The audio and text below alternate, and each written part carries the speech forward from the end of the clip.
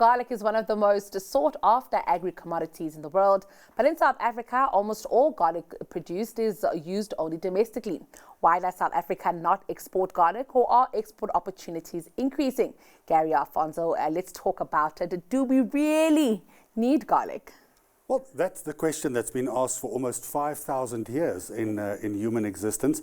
Do we really need garlic? I mean, the point is, thousands of years ago, it was used to cleanse the environment from evil spirits. Because of its pungent smell, it was believed that if you really walked around with garlic in your house and you placed garlic, evil spirits wouldn't come in and try and take over your household. Of course, people learned from that, and for thousands of years now, it's been a key ingredient. It's not a necessary ingredient in life, but it's like love. You know, if you don't have it, you start missing it. You know, you don't realize it was in the sausage. You didn't realize it was in the canned tomato and onion that you put into your food. You didn't realize it was all around. So where does all this garlic come from?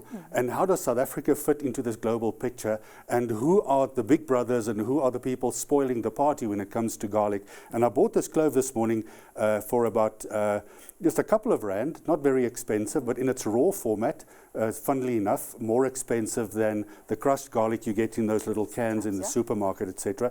But interestingly, as far as global production is concerned, I'm going to put up a graph and show you what happens in global production. Here you can see that primarily in the northern hemisphere, garlic originated in Europe. It's one of the few global spices and foods that actually originated out of Europe and not Asia.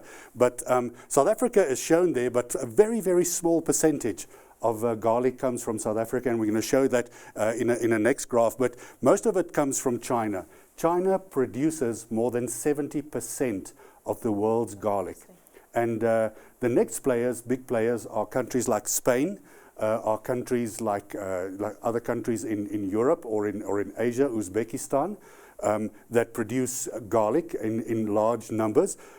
China produces more than 21 or 22 at this stage billion or million tons of, you can see in the market board we're trying to set up now, you can see that China produces more than 22 million tons of garlic, and the next player is India. Funny enough, you can see, so the rest together make about 30%. There's countries like India, Egypt, Spain, Ethiopia, Uzbekistan. So a lot of countries where there's a dry climate are producing garlic. And so why is it now that South Africa is becoming important? Well, some of the geopolitical changes in the world has started changing the way the supply chain of garlic around the world is affecting global markets. So countries like China and India are finding it more difficult to move their goods into Europe because of the issues in the Suez Canal and in the Red Sea.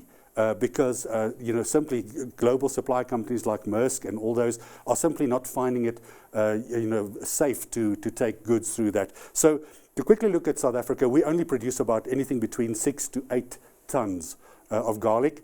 The bulk of that is used locally in South Africa because it goes to market quite quickly. There you see the big bulk of garlic that goes out globally. Here, this is what it looks like. This is the classical sort of Egyptian pink. You get Egyptian pink, black, blue. But this grows very well in South Africa, but not really used as a main crop in South Africa. We see this crushed garlic in our supermarkets, garlic powder growing significantly. This is the production, global production, where 80% of the world's garlic goes into the big global production companies. And then you have sort of latest sort of health goods, etc. But at the end of the day, the best thing we can say about garlic is, yeah, you might use it for all sorts of things, but it really is like love. Once you don't have it, it causes a stink in the rest of your life. I love it, Gary. Always a pleasure having you on Markets Unusual. Thank you for your time. That was Gary Alfonso with Markets Unusual.